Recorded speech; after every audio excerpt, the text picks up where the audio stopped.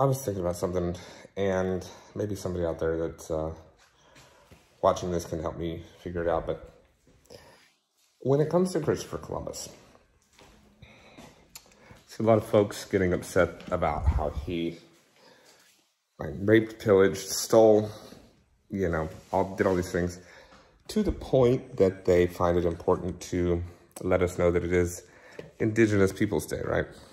I love it. But next question is, for all the things that the people of Europe, Spain, that is Christopher Columbus. Those same people are who made Christianity global. If you've not heard of the Crusades, I would highly recommend you look it up, because what it was white people killing everybody in other countries that would not accept Christianity as their religion. So I wonder, where does that fall for all my virtue signaling followers? Like, if you've been somebody that's been posting about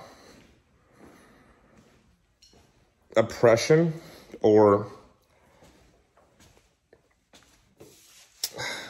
equality or against, European ancestry, white ancestry, I'd like to know then why Christianity is still so fervently held on to instead of being canceled. Because those that are still okay with Christianity let pedophilia slip through. The Catholic Church is still in existence. I believe that the fact that they ship their priests around instead of firing them, all this stuff is ridiculous. The fact that there's a contingency plan for that is ridiculous, especially with this fake woke culture. Because if they really cared, that would be something that mattered. It would, if you cared about it on a principle level. But we have an entire country that has a religion based on murder and oppression. So I get that the good book is a good book. I'll argue that's the same thing that one could be said about all of the religions. So that being said, this goes out to all my virtue signalers. Where y'all at? I need to know who you would cancel. Would you cancel the church that you go to?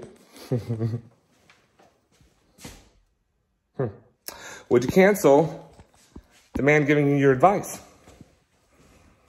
Would you cancel things that you're a part of and have built your lifetime achieving or working towards if you found out you were wrong and given the chance to, in the future, make right decisions or more in tune decisions?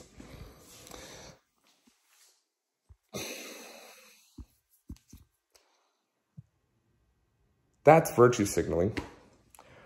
Virtue signaling is when you're triggered, and then instead of doing an act of change or doing a solution or something like that, you just complain about it online or something, or text your friends or something like that. You show the world how you think the correct thing should be done. But who are we to say correct? What's correct? If it's about legality, that's a man-made construct. So what's one man's correctness over another man's? When you imagine that all religions in this universe, in this world, have so far as much validity of existence as they do non-existence, we choose to believe in only one, as a people, generally speaking. But instead, you could believe in all of them.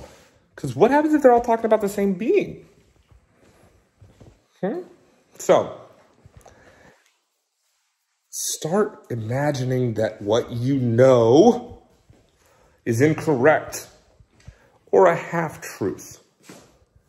Because history is written by the victors, right? And now we're only learning to awaken. So just imagine school textbooks in the public realm, and private as well, have books approved by state legislatures. That's like all of this stimulus stuff going on right now. That's like all of these bills that everybody's starting to learn about in my generation, I believe. Same shit, you know?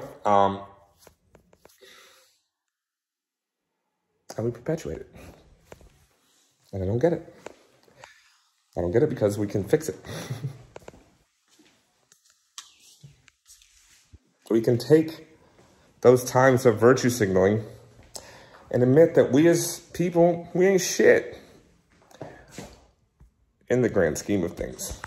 We ain't shit. But we are amazing, capable beings that can be the shit for somebody.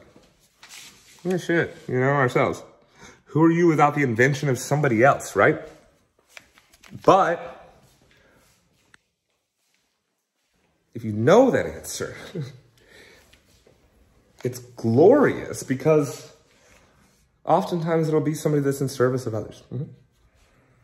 It'll be somebody that is able to meet somebody in the middle on an argument rather than just cast someone away because they think differently. How often do we think that somebody didn't give us whatever? We're blaming somebody for doing something, and then we turn around and do something twice as principally aggressive of what we're complaining about as the universe way of trying to show you what you're doing is incorrect. You know better. Oftentimes we don't see it. But we're hypocrites that brag about it without knowing that they're doing it. It's baffling to me. It's baffling to me that everybody's so caught up in this rat race that they have missed what's important. The further that we become technologically advanced, I believe we also have to, and end up doing, direct compensation for how far away we've then gotten from what actually can make our being stronger and more capable and healing and super. Because also, don't forget, if you cut yourself, you heal without thinking about it. Are you serious? Think about what happens when you put your mind to something. It's insane. Let's think about it this way. Proof. What happens every time you go to the doctor? Most of the time. You get sick. You get a prognosis. You get told you're sick. You get sicker every time you go to the doctor. Because every time you go to the doctor, it's a little bit later into your life. So technically, you do get a little bit sicker. You know what I mean? So, making sure that we examine why it is that something either bothers us or makes us excited. That has to happen. There is no ifs, ands, or buts about that. That has to happen. We need to examine why, you know? I tell everybody all the time about something that's called second step thinking. I call it second stepping yourself. Take your reaction to whatever. Figure out what you reacted to. That's the first step. Somebody's like, oh, I didn't like this because this. That's usually where that conversation goes. And then the next step is not the correct one in the conversation because somebody will enable the complainer, the victim, by saying, oh, that's terrible. Tell me what else they did to you. Vent. Get it off your chest. I'll allow it into my brain. Guys, girls, ladies, gentlemen, anybody that's hearing this now. That is literally like volunteering to have somebody put garbage into your brain that's on fire. Because you are what you eat, no? You think what you watch and what you put into your mind.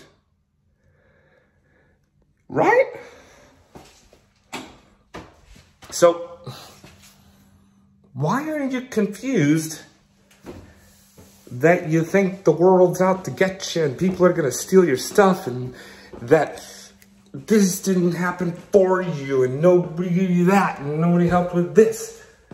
Yo, that's on you. Period. The world don't owe you shit. Because you ain't shit. The world don't owe me shit. Because I ain't shit. But you know what I do? I recognize that and I earn my day. How many people you make smile today? Was that a goal of yours? What were your intentions? What do you want your legacy to be? That's something that matters. So, we have to know that deep down, it is a principle issue. So let's dive. Let's dive into it. The night a colleague told me, guys, we made this amount of tips at work. I was like, dude, that's awesome. I don't really give a fuck. You don't care about tips? No, it's not that I don't care about tips. The tips are going to be there. There's nothing that's going to change all of a sudden about the tips. And I'm not going to remember that night because of the tips. I'm not going to be like, oh yeah, dude. He's going to be like, hey, you guys remember that first time I closed? Yeah, we made $212 that night. That's not what I'm remembering on the first night he closed. What I'm going to remember down that line is going to be, hey, remember that night? Man, you crushed it on the floor closing for your first closing shift. You crushed it. And therefore the money was there, right? So you know that when you crush something that you do it well, you probably got compensated accordingly. Or otherwise you probably wouldn't tell that story. You'd feel taken advantage of and you'd probably feel embarrassed and then, you know, falsify something to increase it to make yourself not, you know, got. When in reality, that's also not a problem. Things need to go a step further, y'all. You got to do yourself a favor, please. And humor me on this. Please humor me. Because so far, at this point in your life, if you were to change the way that you see things, you're not going to lose anything. This is a no loss. You don't risk losing anything. When listening to me about these things, you don't risk losing anything because I'm aware that you don't ever get your time back. So in my life, time is the most important thing to me. And being present in the moment, very important to me. My business partners know that it's hard to get a hold of me sometimes because I am very deeply involved in a channel of like being, that sounds very cheesy because listen, I'm a small town guy from Waco that moved out here to Miami in 2014 to go to rehab for an Oxycontin addiction and then just stayed because of opportunity. But I'm telling you that so that I can say, I'd be the first one to tell somebody like, yo, that's cheesy, you know? But what I'm trying to say is things from my own life that I've done and I've actually gotten results from. And I've been journaling since I started that process. I've been writing all these things down. I started life coaching in order to go ahead and just really solidify these principles in life theories into my own repertoire, where it's just cake to talk about it. And what that's done is that's allowed me to go ahead and learn. It's allowed me to go ahead and learn how to best communicate what it is that I love about this life. What I love about this life is y'all. Man, I love people, yo. It's like,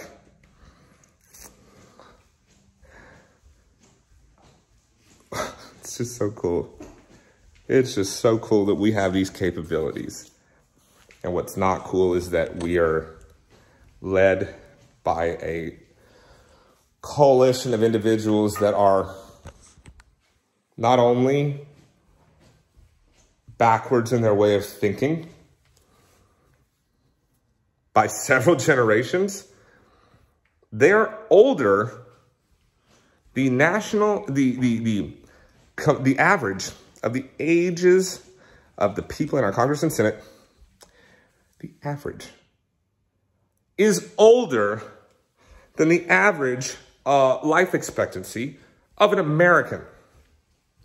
And that's who's making our decisions about our governing bodies. That's who's making the regulation commissions that then allow city, state, and local officials to write laws. So these people are literally 2 days older than dirt, trying to write laws on Nintendo DSs. Are you serious? If your grandpa doesn't know how something works in technologically speaking, how are they going to be an oversight committee to dictate how something should be done correctly when it comes to bureaucracy? But that's our government. That's what we subscribe to every day. I'm not okay with that. So I barter often. I will trade a service quicker than I'll ask for a paycheck because the government doesn't get a piece of that. I have to give nothing to the government. We are more numerous than our government by, I don't know the actual, I was going to say tenfold. I actually don't know. But there are far more citizens than there are elected politicians. There are far more citizens than there are police officers in this country. There are far more people in this country than there are military, enlisted, and veteran. And yet, they have tricked the American individual, family, whoever, into believing that they are free. As long as they do what Big Papi wants.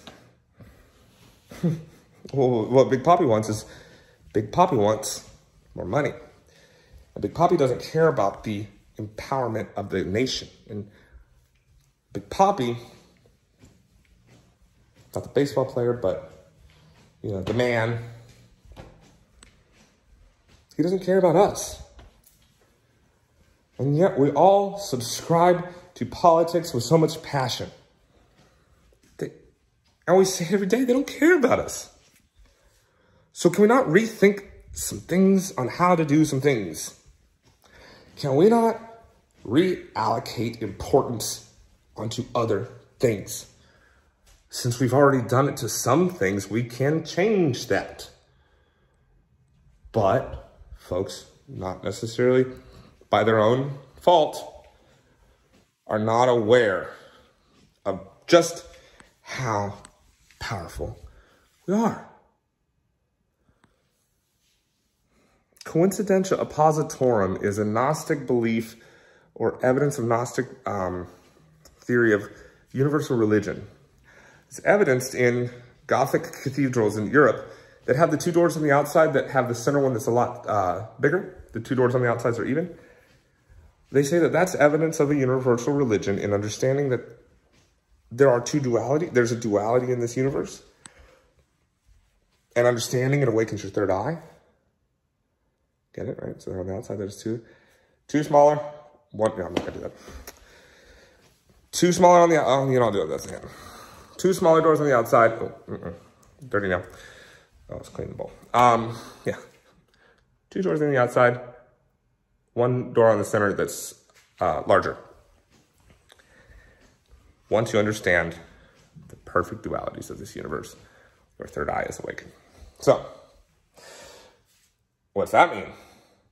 Well, that means you understand that nothing is really inherently good or bad. It is because you are. It's the theory of my restaurant as given to me by my brother, my chef, business partner, Mikey. Ubuntu. He taught me this. This is our philosophy in my restaurant is Ubuntu. I am because you are.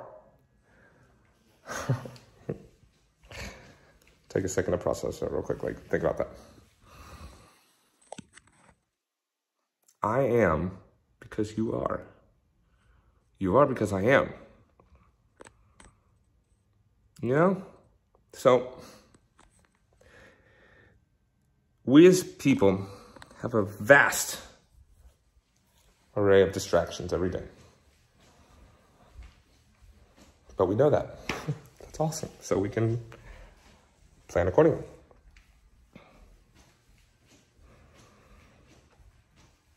Life going forward should be looked at in the same scope or with the same glasses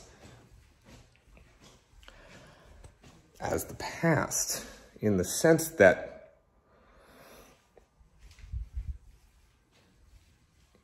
well, if you'd just done a little bit every day, you'd have been there by now. If you just saved $1 every day instead of buying a candy bar, whatever it is, you would be here, right? That's when you live life by looking at the past. You're like, oh, wow. I didn't realize I even spent $60 on dollar items. But when you realize it, it's a pretty big moment, no? It's a pretty big moment to look back on all those small, quote-unquote, insignificant moments. Or at least how we perceive them to be as insignificant moments. What are they actually? They're actually like, oh, shit, I didn't prepare for that. Right? That's a huge blessing because that's telling you that if you change the behavior pattern, your future can look directly like what you're upset your past didn't. What do I mean by that? A legacy is forged. It's never forced. And a lifetime of greatness is not like a legacy containing like one big act. It's like a legend. A legacy is a lifetime of small acts of kindness, daily. Incremental improvements in yourself to become more compassionate, to become more caring, to become more service-oriented. Rome wasn't built in a day. Just like a monk wasn't born. You know what I mean? Just like this person wasn't just that person. They got there little bits every day. Little bits every day. Like legit, it can be that little. It can be sweeping your house, right? Sweep your house and keep a trash bag of all the sweepings. And after a month of doing it every day, go ahead and examine inside that bag. Pour it on the floor if you want. And look at what you would not have noticed all over the floor as that big pile. You let it go, you know, these little insignificant things. But they could have been seen as opportunities for growth and habit development. Leadership acts, you know what I mean? So stop thinking things are too insignificant and not important enough, because they only are not important enough because you're not seeing their ability to be used in the future. Take your ego out of everything, please. It is going to fuck you so hard, you're going to claim rape. All right? That's a very crass statement, and I'm sorry if that offended anybody, in the sense that I'm sorry that that's what jarred you. If that's what jarred you, the enunciation of a single word out of my mouth and not the theories that I've spoken about already, that's an issue that I really, really would like to talk to you about. If you're down, you know, but if you're not, I'm not going to force you. You have your own justifications for why you don't need to be happy, or my style. You know, they'll call us delusional until I make it. They'll call me delusional until I make it, and then they'll call me a visionary. They'll only call me a visionary because I've done little bits every day. And I only do little bits every day because I learned some way to improve it every day. Not every day, but progressively. But I only learned to do that because I don't take constructive criticism personally in the sense of attacking me. I take constructive criticism as one of the kindest, most loving things that a person can do for somebody. They paid attention enough to you to find a tangible way that you can improve your performance. But your ego got embarrassed. Your ego got offended. And your ego is a little bitch. You're not. But you listen to that little bitch. You let your ego control how you see yourself. You don't have to.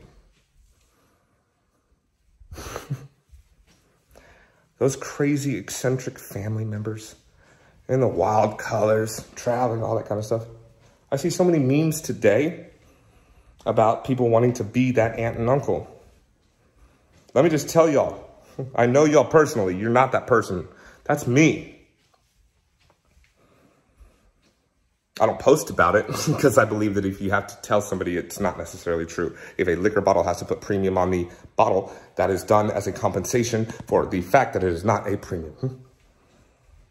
For an a cappella choir need not use tricks and smoke and mirrors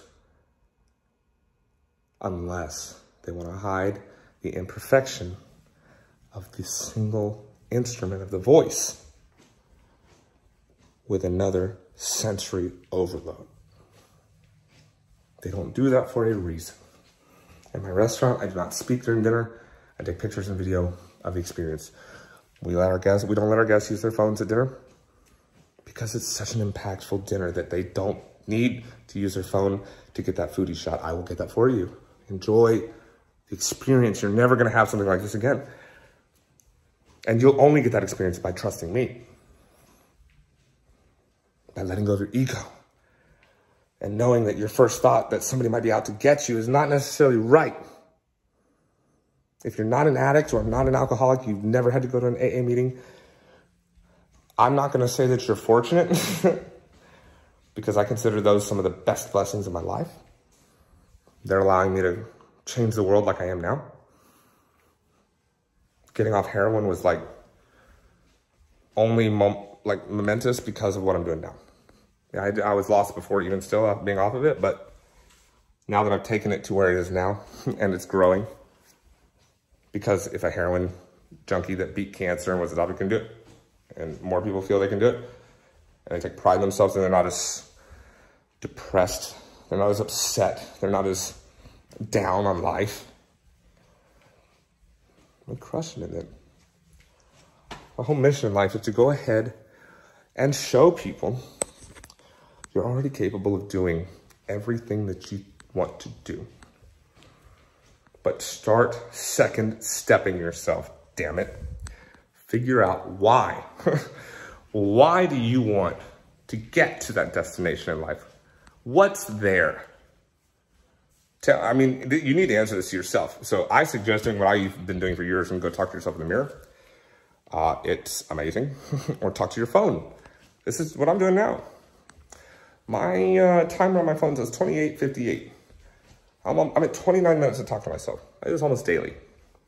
This is how I problem solve.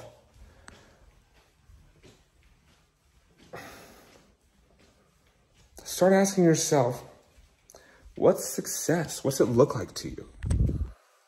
What's the destination that you're working so hard to get to look like? What is it to you? Now, why are you working so hard to get there? Why are you passing up daily opportunities to be happy, to be free, to live your best life in the sense of that word? Again, if you have to say it, it's definitely not true. Hashtag live my best life. Sure you are. That's why you had the need to post that picture, was because you're so insecure of what to put as the caption, you're just going to put something fun and brush away, throw away. Live my best life. It's so small of a phrase. Living my best life. Does living your best life mean being superficial on the internet? Cool. Why is that living your best life? Why is creating depression in young women and men through your content, your shallow content that is narcissistic and superficial? Not everybody. These are generalizations. Why are people okay with that? I've learned this in the last 2 years, video and photo. Because as somebody that tried to hang themselves when they were 15 because of depression, because I wasn't ever solidly believing in myself. I hadn't found my fire yet. Mostly because parents try to take away the struggle of a child early on, when in fact, that is, golly, that's so backwards in thinking. You know that when you're 0 to 7 years old, that's when you're learning like a sponge. So why are we taking away those moments that will teach a child what not to do in the future foundationally away from them? We're coddling them. Let your kid run into the table chairs, or the tables and chairs. Let them bump their head. Let them play around outside. Let them scrape their knees. Let them break a bone. Let them do things that they want to do. Because they want to do it at that point, not for some sort of perverted reason. They haven't learned that yet. They're learning. Allow their bodies to carry them the way they want it to go. Because the only thing it knows at that point is honesty. That's it. It doesn't even know honesty, actually. It knows purity, and it knows genuine.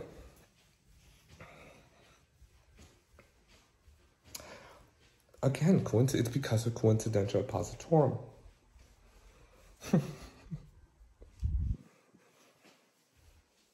We're particles that are moving all the time. We have electricity, X amount of volts in our body.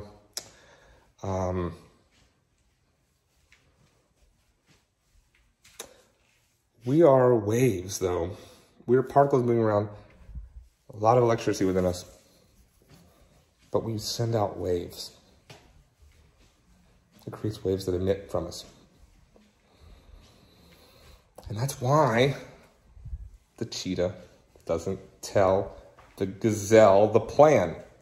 And that's why animals don't need language. Coincidentia oppositorum. Also, that's not a good argument for that, but because animals we don't know necessarily if they have the ability to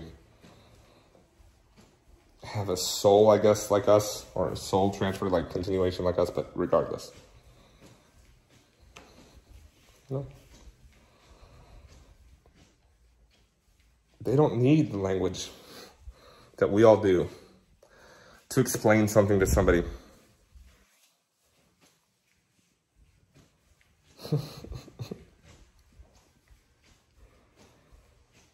You know, since writing came along, things have only become more complicated, right? Or no? How complicated were things when people didn't know languages? They weren't. They weren't complicated at all. They're very simple.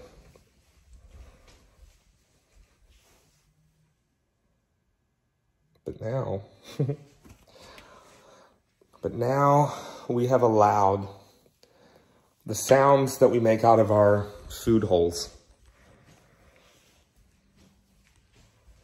to emotionally trigger responses in our bodies that create chemical breakdowns of different things in our bodies that create disease, in a sense. If you're in fight or flight mode all the time because you're stressed, you're oftentimes creating a mad amount of cortisol in your body. And that is directly what creates cancer with sugar. But you're doing that because you're complaining. You're doing that because you're upset. You're doing that because you're mad. You're doing that because the world's happening to you, because you haven't realized that you make your hell and you make your heaven. Remember, any God wouldn't exist if you didn't. No God would exist to you if you didn't. That's what it should be.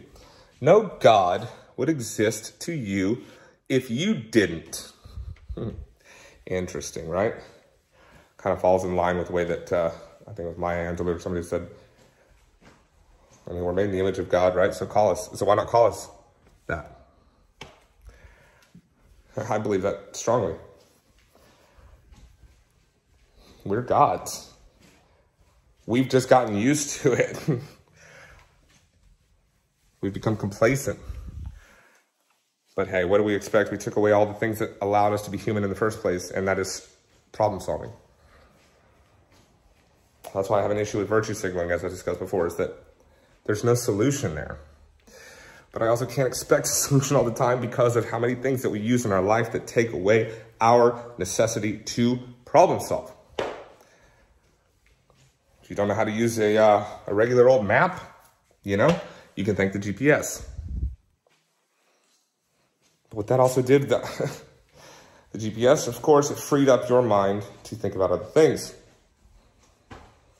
But you kind of need to know directional awareness, orientation, if you will. Because if a sun flare goes out and hits the EMP, electromagnetic pulse, that's the electronic wave that comes off of a little sun flare.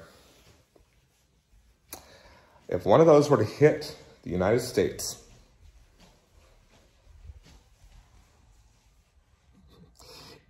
and knock out our power grid,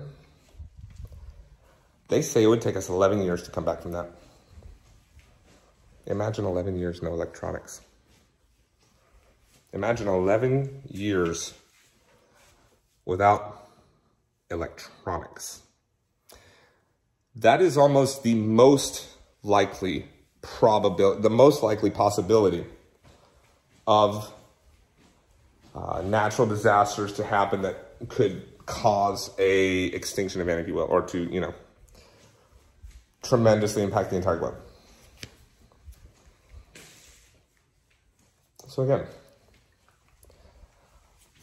start taking some time now.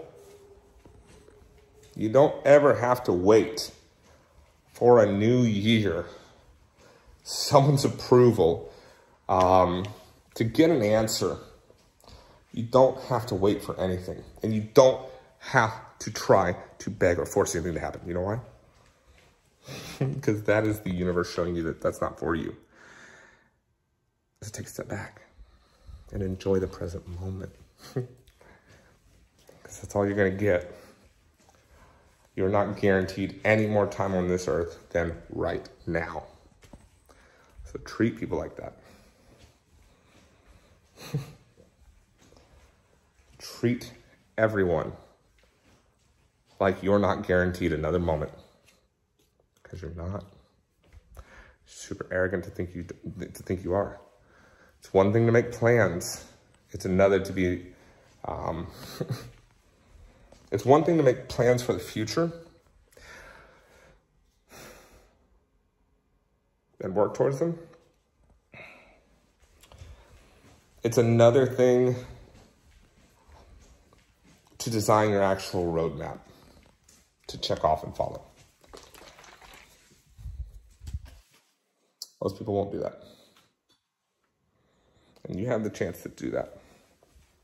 After watching this video, I think it's really imperative that you answer some why questions in your life.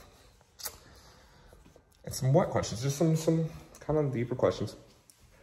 If you didn't have to worry about money for the rest of your life,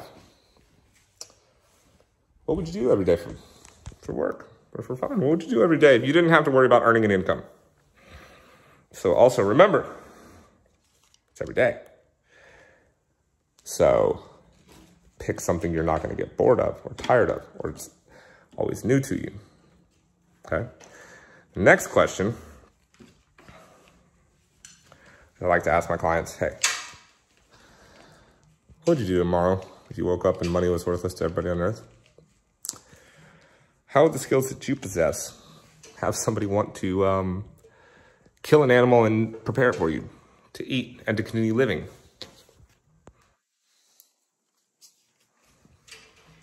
you know? If you're not able to answer that quickly, start thinking. A lot of these things are things that people call being red-pilled. I'm just trying to change the way that people perceive the quote-unquote reality, because our reality has been constructed by people that are after the control of us as a mass. When the Bible was written, I'm sorry, I'm kind of Christian heavy on this. That was the religion that I was raised in different varieties of denominations. So, that being said, Christianity was used as a way to more or less control civilizations and make money at the same time, right? That's why Christianity is tax-free. And because Christianity is the first example of a marketing firm. Oh, brilliant. They're like, hey, you indigenous people that have been here for centuries longer than us, you're going to hell. And they're like, what's hell? To which people have to explain something.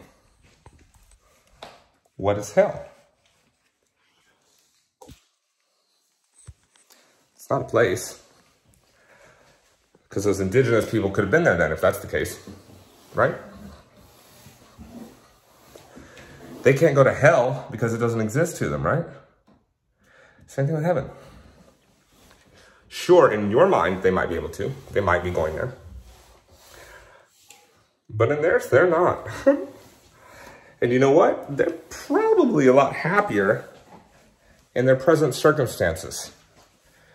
I would argue this is probably why indigenous people were not as prepared for the European settlers as they were. Because they might have found a little bit of a trick to sustainable living. And it was the community.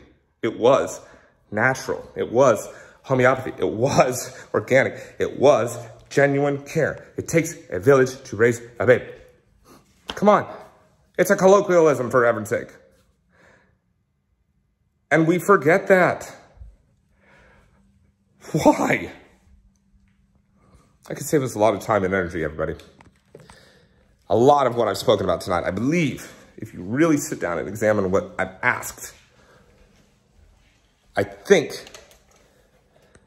that those that really paid attention and really did ask themselves these things, I think you're going to get something from this.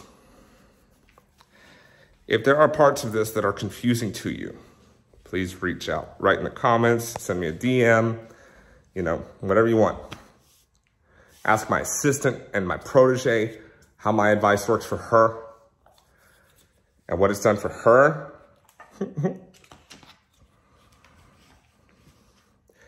It's not done something selfishly for her as much as it's allowed her the freedom to live her truth.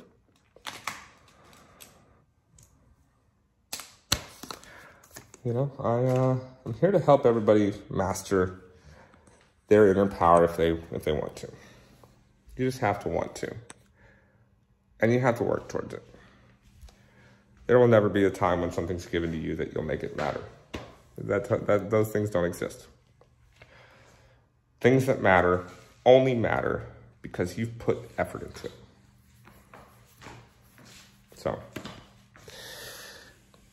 that's why I think that money itself doesn't actually matter per se. It's more, like if somebody gets upset about, like, you know, the billionaires, oh, that acquisition didn't go through? I don't think they're mad about it because of the money. That $5 million merger didn't go through? I don't think they're mad because of the money. I think they're mad because now they're not in control of the plan that they originally set out for. And that original plan was to make their life a little easier. And that little bit of easier is not actually a good thing because you're killing yourself to take away your own humanity. Again, problem solving. Work shouldn't be work. What you're seeing me do now is my journey to becoming a digital nomad in a sense that I can create anywhere I am and earn a living and go anywhere I'd like at any time and not lose opportunity, respect, family, anything like that. I've worked hard to not have to know what day it is, to not work and I'm in a week, and I'm like usual, or whatever, working towards the weekend. You know, it's taking work, but it's work on yourself. And it's work on yourself that's rewarded daily and daily and daily and exponentially more so the more you dive into yourself. But if you do it on a selfless level as a way to improve yourself, to improve the world somehow, because that's what you're trying to do, you're given everything. I think trauma creates art, in the sense that negative moments, quote unquote, create art, create beauty that a lot of people love. You know, there's coping mechanism. And yet, again, like I said before, we try to take these struggles away from our kids. When, if you've seen Why We All Need to Struggle on my channel, I say, struggle's probably given you every great moment in your life. What happened right after you were struggling? You're gifted by the universe, huh? But chances are, you thought that was it. You didn't think of the second step. You didn't think of the follow through. Now that the universe is giving you a tool, are you one of the ones that's working harder? Are you one of the ones that uses a cheat code? A cheat code to work less, right? Are you the one that gets something new from somebody as a gift and then takes a break? Or takes that tool and then makes it part of their arsenal because of how well they know how to use it? That's why, as of this video, I bought one camera, a couple lenses, one camera, one lens originally, and have been given over 10 grand worth of equipment and support without any discussion of contract or payback date. But because the benefactors knew my intention, the benefactors know my mission, the benefactors know that I've got everything I need within me to achieve what I'm promising I will. You know what's crazy is that a lifetime of making all these little tiny decisions and videos and things like this is a well-documented lifestyle. Because there are plenty of others that are only getting the superficial stuff that won't matter in the future. When you learn in the nursing home what really mattered in your life, please come back to this video. You're gonna laugh because you're gonna be like, damn, Tex was right. He was fucking right. None of that mattered back then. It shouldn't have, but I made it matter. So, just stop. Don't worry about the cars, the clothes, the things like that in the sense that those are what matter. No, worry about them in the sense that it adds to you. But remember that to pay attention too much will take away from you. Because then it's no longer your opinion of yourself through confidence in what you're able to do, but it's you based on, it's your perception of yourself based on the value that you've given some textile or tangible market item. You able to take that with you? Are you able to take any of that with you when you die? No. The only thing goes is your spirit. And who knows? Spirit could be your brain, or at least the processing power. Right? So, what if the only thing to go with you into the next world is your mind? Oh man, what are you feeding it? Are you feeding it negativity? Or are you feeding it like fucking encouragement? That brain food. You know, like, oh man, for how many people are fucking fit and working out in this city? Nobody Nobody cares. I'm sorry, I keep saying these general hyperboles. I don't like people that do that. For how many people in this city care about their well-being, the content and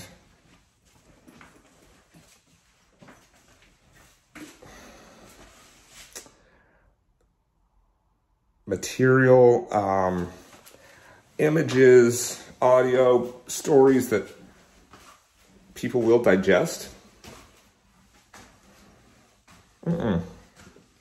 It's trash, so you're going to get trash results in the next realm. Don't put negativity in the world. Figure out a way to make a solution for that negativity, so that you're adding positive vibes to the universe that you complain so tremendously about. You'll also notice that as soon as you start trying to fix something, you no longer complain about it. It's a fun thing to notice. So do that with yourself. Improve yourself. Try to figure out a way to make yourself better.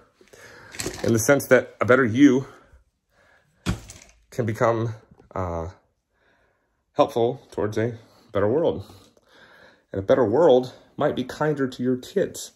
A better world might be kinder to the next generation that you so proudly virtue signal about not having right now. Be the person now, right, that you can brag to your kids about later. Please.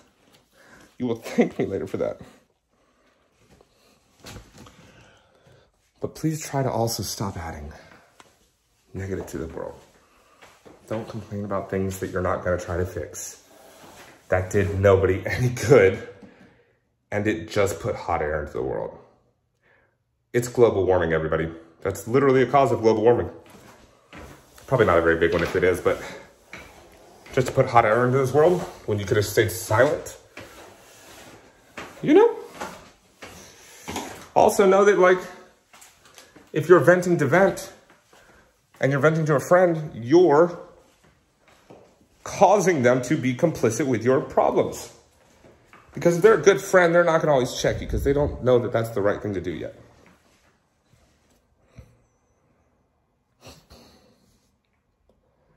But for those that allow their friends to vent to them all the time and just complain and they never tell them how to vent to them correctly, come up with a solution with your problems, for your problems. Try to come up with a solution for your problems on the phone when you vent to your friends. Don't just bitch about them. Trust. You don't want to hear anybody else's problems. They don't care necessarily about you. Everybody don't want to hear about yours. What they do want to hear about right now, especially, is how they can how their solutions can help. How can something that you know help somebody get through the pandemic? How is something that you know, something that you can give away for free to somebody that will teach them how to put food on their table? How are you impacting the world right now? Are you charging it? Are you charging the world for what you're giving it or what you're teaching people? Because you think that's what matters? Or are you guiding people towards the real light of the world himself and empowerment within? I definitely know that most of the life coaches that I've seen are just very, very skilled orators. Orators that don't necessarily have that chip on the shoulder of why they do what they do. Now, people that do have that I love are like David Goggins. Awesome. He's a great one.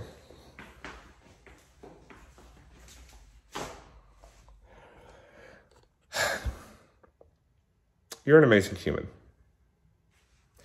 If you've watched this video all the way through, I cannot tell you how much I appreciate that, only because I really, really would like this to be a pivotal moment in your life. When you realize that you are God.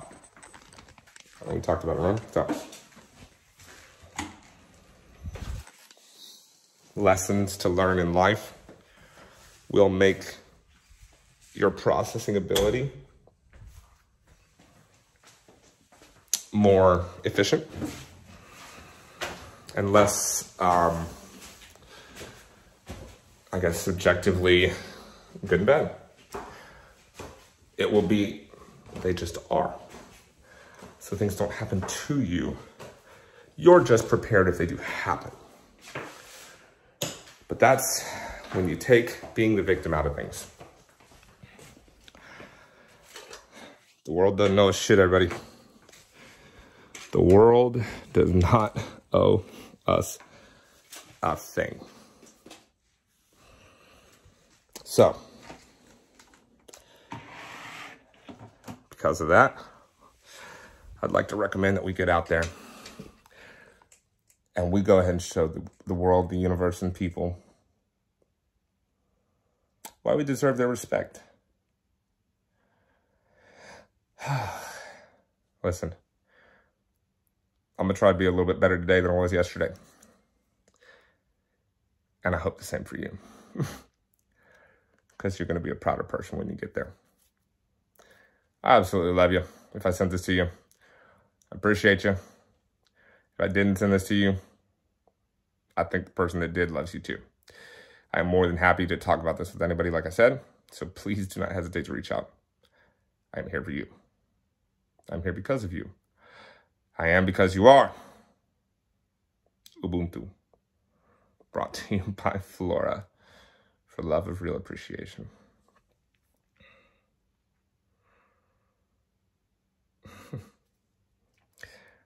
Go make your heaven on earth, everybody. Catch you on the next one.